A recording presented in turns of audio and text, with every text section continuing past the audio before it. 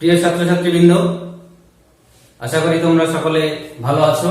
দেখো, আমরা আলোর প্রতিফলনে পড়েছি যে আলো স্বচ্ছ সমসত্ব মাধ্যমে সরল রেখায় চলে, অর্থাৎ যাওয়ার সময় আলোক রশ্মির কোন রকম বেঁকে বা কোনো দিকে যায় না, সোজাসুজি সরাসরি সরল রেখায় চলে যায়। কিন্তু আলোক রশ্মি যখন কোন একটা মাধ্যমের ভিতর দিয়ে যেতে যেতে দ্বিতীয় মাধ্যমের একটা সমতল তলে আপতিত হবে, তখন ওই আলোক রশ্মিটা দ্বিতীয় মাধ্যমের ভিতরে যখন প্রবেশ করবে তখন কিন্তু সোজাসুজি বা সরল রেখায় প্রবেশ করতে পারবে না। সেক্ষেত্রে সে কিভাবে প্রবেশ করবে, অর্থাৎ আলোটা সোজাসুজি যদি প্রবেশ করতে না পারে তাহলে কিভাবে প্রবেশ করবে, অর্থাৎ সে কিভাবে দিক পরিবর্তন করবে, বেঁকে যাবে, এই ঘটনাটাই আজকে আমরা পড়ব। এই ঘটনাটাই হচ্ছে আলোর প্রতিসরণ। আগেরটা ছিল রিফ্লেকশন, এটা হচ্ছে রিফ্র্যাকশন, অর্থাৎ আলোটা যে সরে যাচ্ছে, কিভাবে সরছে, কতটা সরবে, কেন সরছে, সেইগুলো, তার ফলে তার কি কি চেঞ্জ হবে, সেই সমস্ত গুলো কিন্তু আমরা আজকের আলোচনায় পড়ব। দেখো, আমরা একটা ছবি এঁকেছি। এই ছবিটাতে এক্স ওয়াই একটা সেপারেশন, অর্থাৎ একটা তল, যে তলটা উপরের দিকে একটা মাধ্যমকে আলাদা করেছে, নিচের দিকে একটা মাধ্যম, উপরে একটা স্বচ্ছ মাধ্যম, নিচে একটা স্বচ্ছ মাধ্যম, অর্থাৎ এক্স ওয়াইটাকে আমরা বলবো বিভেদ তল।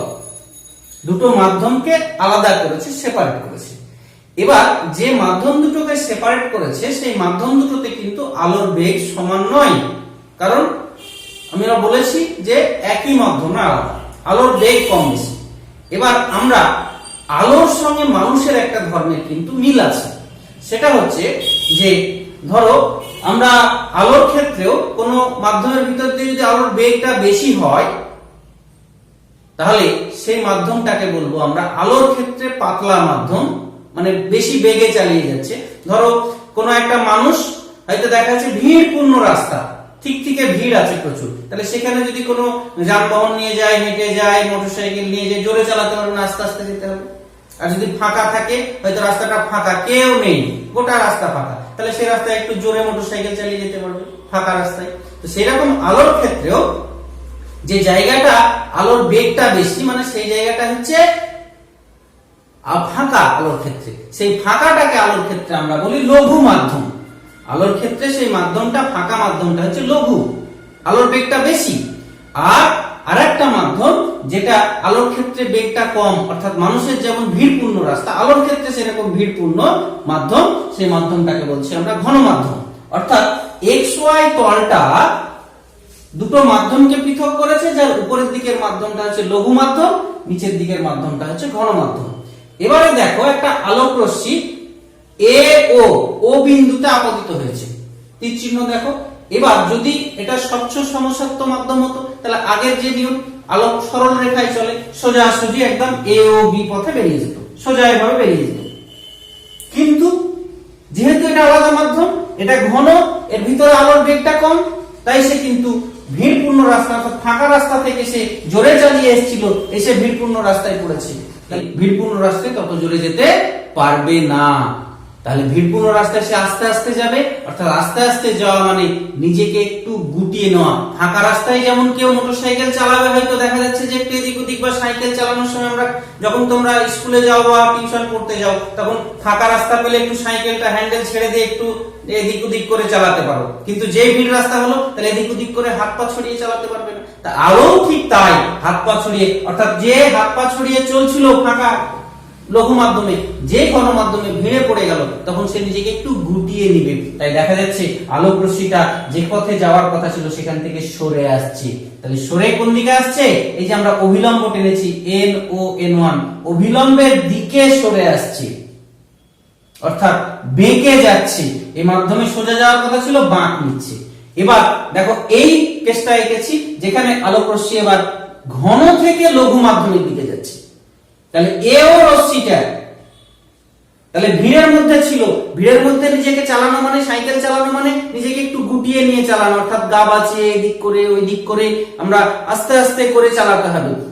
যেই ভিড় থেকে ফাঁকা রাস্তায় পড়লো, আলো ঠিক মানুষের মতোই, অর্থাৎ হাঁপ ছেড়ে বাঁচবে, বলে বাহ বাবা বাঁচলাম, দিয়ে এবার একটু হাত পা ছড়িয়ে চালানোর চেষ্টা করবে। অর্থাৎ দেখো সে কি হচ্ছে, অবিলম্ব থেকে দূরে সরে যাচ্ছে, অর্থাৎ তার যাওয়ার কথা ছিল এ ও বি পথে, না গিয়ে বি ও সি পথে, আর অবিলম্ব থেকে দূরে সরে যাচ্ছে, নিজেকে হাত পা ছড়িয়ে মেলে ধরছে। তাহলে এই যে ঘটনাটা, অর্থাৎ একটা মাধ্যম থেকে আরেকটা মাধ্যমের ভিতর দিয়ে যাওয়ার সময় আলোটা যে দিক পরিবর্তন করে বেঁকে যাচ্ছে, বেঁকে গিয়ে মাধ্যমে প্রবেশ করছে, সোজা না ঢুকে বেঁকে প্রবেশ করছে, দুই ক্ষেত্রে। তাহলে এই ঘটনাটাকে বলা হয় আলোর প্রতিসরণ, রিফ্র্যাকশন অফ লাইট। তাহলে আমরা গুছিয়ে যদি বলি, সুন্দর করে যদি বলি, তাহলে কি বলবো, এবং যে একটা আলোক রশ্মি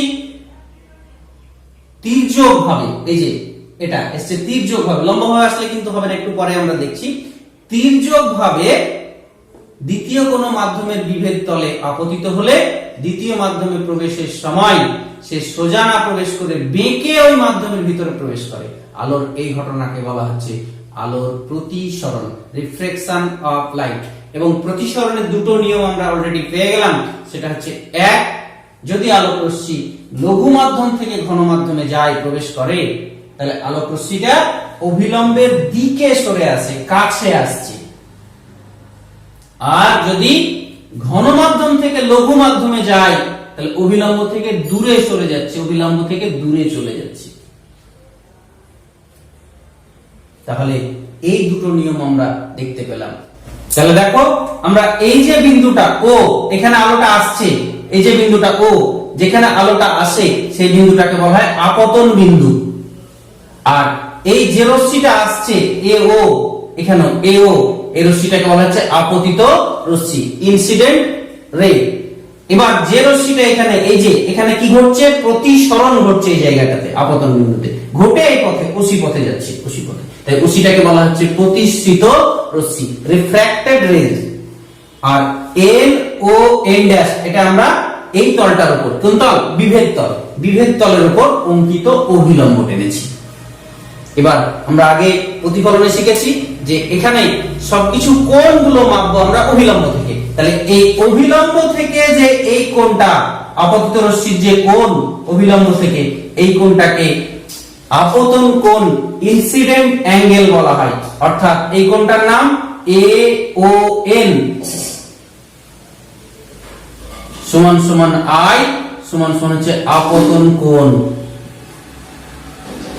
ইনসিডেন্ট অ্যাঙ্গেল। আর এই যে প্রতিসৃত রশ্মির সঙ্গে অভিলম্বের যে কোণ, অভিলম্বের সঙ্গে প্রতিসৃত রশ্মির যে কোণ, এই কোণটা, এই কোণটাকে বলা হচ্ছে প্রতিসরণ কোণ, রিফ্র্যাক্টেড অ্যাঙ্গেল বা অ্যাঙ্গেল অফ রিফ্র্যাকশন। তাহলে এই কোণটার নাম হচ্ছে C O N dash, C O N dash হচ্ছে আর, এটা হচ্ছে প্রতিসরণ কোণ, অ্যাঙ্গেল অফ রিফ্র্যাকশন। তাহলে এখানে আমরা, বা এখানে এই যে এই রশ্মির সঙ্গে এই যে কোণটা, অবিলম্বের সঙ্গে আপতিত রশ্মির যে কোণ, এই কোণটা হচ্ছে আপতন কোণ, আর এখানে এই কোণটা হচ্ছে প্রতিসরণ কোণ। তাহলে এখান থেকে আমরা পরিষ্কার বুঝতে পারছি যে এই কোণটা আর এই গোটা কোণটা সমান হতো, বিপরীত কোণ। এই কোণটা আমরা যদি এইদিকে বর্ধিত করি এটাকে, তাহলে এটা এই আর এর সঙ্গে এইটা সমান হতো, বিপরীত কোণ, কিন্তু এখানে সমান হচ্ছে না। তার মানে এখান থেকে আমরা বলতেই পারছি যে এই প্রতিসরণের ক্ষেত্রে আই নট ইকুয়াল টু আর, আপতন কোণ প্রতিসরণ কোণের সমান নয়। যেটা আমরা প্রতিফলনে পেয়েছিলাম যে আপতন কোণ প্রতিফলন কোণের সমান হয় প্রতিফলনের ক্ষেত্রে, এখানে কিন্তু সমান হচ্ছে না, কম বেশি হচ্ছে। এই কেসে দেখো আলোক রশ্মি যখন লঘু থেকে ঘনতে যাচ্ছে তখন আপতন কোণটা বড়, প্রতিসরণ কোণটা ছোট, লঘু থেকে ঘন যাওয়ার জন্য। আর ঘন থেকে লঘু মাধ্যমে যখন যাচ্ছে তখন সেক্ষেত্রে তার প্রতিসরণ কোণটা বড়, আপতন কোণটা ছোট, অর্থাৎ এটা ছোট এটা বড়।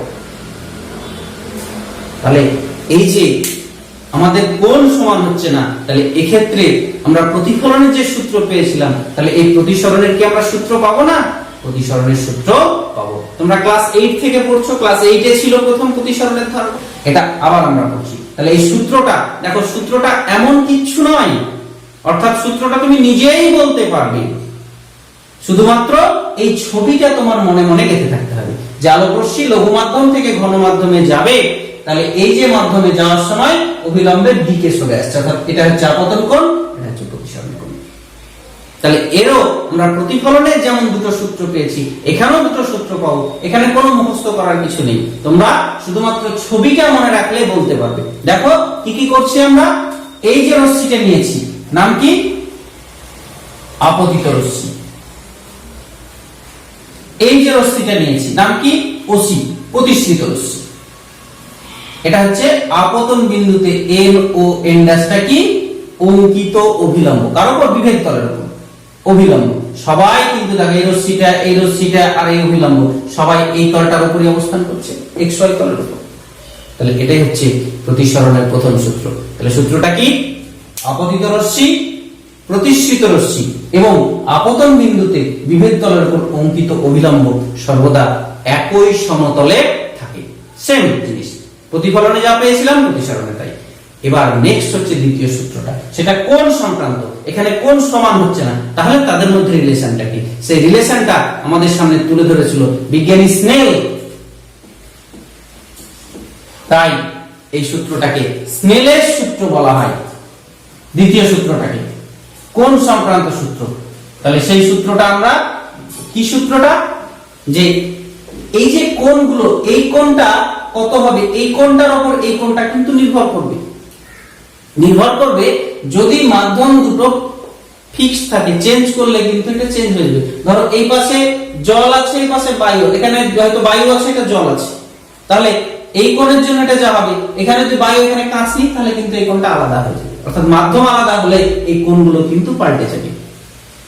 আর আরেকটা জিনিসের উপর নির্ভর করে, সেটা হচ্ছে কি বর্ণের আমরা আলো নিয়েছি। লাল বর্ণ নিয়েছি না বেগুনি বর্ণ নিয়েছি না হলুদ নিয়েছি, কি বর্ণ, তার উপরও কোণ কিন্তু চেঞ্জ করবে। তাহলে দুটো জিনিসের উপর নির্ভর করবে কোণটা, প্রতিসরণের কোণটা। দুটো জিনিস, এক মাধ্যম দুটি, আর এক হচ্ছে আলোর বর্ণ। তাই আমরা শুরুতে যে জিনিসটা আমরা বলবো যে দুটি নির্দিষ্ট মাধ্যমে একটি নির্দিষ্ট বর্ণের আলোর সাপেক্ষে এই যে আপতন কোণ, তার সাইন, আপতন কোণের সাইন, আপতন কোণ আই, তার সাইন, ত্রিগোণমিতিক যে আমাদের সাইন অপারেটর আছে সেটা সাইন, এবং এই যে প্রতিসরণ কোণ, তার সাইন উপর নিচে নিয়েছি, মানে অনুপাত। এই অনুপাতটাকে একটা ধ্রুবক হয়, কনস্ট্যান্ট হয়। এই ধ্রুবকটাকে একটা মিউ অক্ষর 1 মিউ 2 এই অক্ষর দ্বারা প্রকাশ করা হয় ধ্রুবকটাকে। এই 1 মিউ 2 টাকে বলা হয় প্রথম মাধ্যমের সাপেক্ষে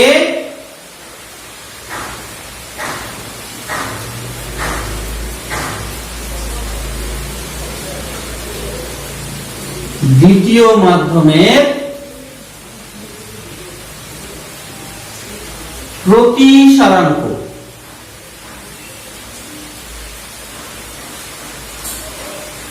অর্থাৎ এই একটা নতুন জিনিস আমরা টার্ম নিলাম, সেটা আমরা একটু পরে আসছি কাকে বলছে। তাহলে সূত্রটা কি একটু গুছিয়ে বললে? তাহলে দুটি নির্দিষ্ট মাধ্যমে একটি নির্দিষ্ট বর্ণের আলোর সাপেক্ষে আপতন কোণের সাইন এবং প্রতিসরণ কোণের সাইনের অনুপাত সর্বদা ধ্রুবক হয়।